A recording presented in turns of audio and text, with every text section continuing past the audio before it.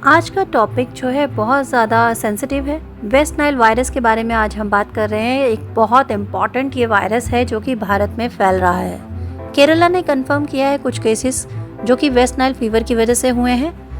आखिर ये West Nile virus होता क्या है, इसके बारे में जानना बहुत ज़रूरी है। ये किस तरह से ट्रांसमिट होता है, किस तरह से फैल रहा है, इसका कारण क्या है और जो हेल्थ डिपार्टमेंट है वो इसके बारे में क्या कह रहा है। इन सारे टॉपिक के बारे में हमें डिस्कस करना है और इसकी करंट सिचुएशन के बारे में जानना है कि फ़िलहाल इसकी सिचुएशन क्या चल रही है। 10 ऐसे केसेस जो वेस्ट नाइल वायरस की वजह से इन्फेक्टेड हुए हैं वो केरला में रिपोर्ट किए गए हैं। कोझिकोड और मल्लापुरम 2 डिस्ट्रिक्ट हैं जो केरला में हैं जहां पर ये सारे केसेस घटित हो रहे हैं। क्योंकि ये केरला में घटित हो रहे हैं, ये केसेस जो हैं दोनों में 5-5 करके ये केसेस आए हैं दोनों डिस्ट्रिक्ट में। तो इसके बारे में जो ऑफिशियल्स है उनका कहना ये है कि 10 में से 9 तो रिकवर हो गए, लेकिन एक जो पेशेंट है वो अभी भी एडमिटेड है कोझिकोड के एक प्राइवेट हॉस्पिटल में। और ये थोड़ी सी टेंशन लेने वाली बात भी है क्योंकि हम ऑलरेडी ये देख रहे हैं कि 2 पर्सन जो अभी रिसेंटली डेथ हुई थी जिनकी केरला में, अब शक जा रहा है कि क्या उसका कारण ये वायरस तो नहीं। सैंपल्स को नेशनल इंस्टीट्यूट ऑफ वायरोलॉजी यानी पुणे में भेज दिया गया है टेस्टिंग के लिए, सिर्फ देखने के लिए कि भाई इसका और क्या क्या नुकसान हो सकता है।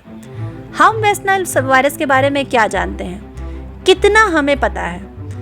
जो टेस्टिंग हुई है WHO ने, जो वर्ल्ड हेल्थ ऑर्गेनाइजेशन ने कहा है, वो कह रहे हैं कि जो ट्रांसमिट हुआ है ये मच्छर के काटने की वजह से हो रहा है लोगों में। और ये मच्छर इन्फेक्टेड हुए हैं या तो कोई इन्फेक्टेड बर्ड से या किसी इन्फेक्टेड कोई इंसान से। इसका मेन स्पीसीज जो जिम्मेदार है वो क्यूलेक्स नाम का मॉस्किटो है जो इस तरह का वायरस फैला रहा है, जिसे सबसे पहले युगांडा में 1937 में आइडेंटिफाई किया गया था।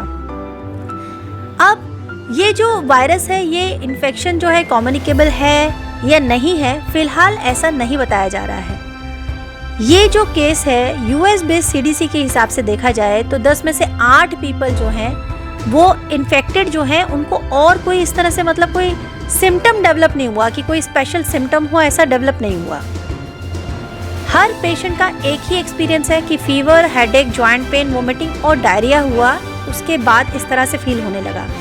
बट WNV के लिए कोई वैक्सीन स्पेशली अभी तक नहीं अवेलेबल हो पाई है। जो इन्फेक्टेड हुए हैं वायरस जो है उनको मतलब लाइफ लॉन्ग इम्यूनिटी थी उनकी, फिर भी उनको ऐसा वायरस मतलब इफेक्ट कर गया।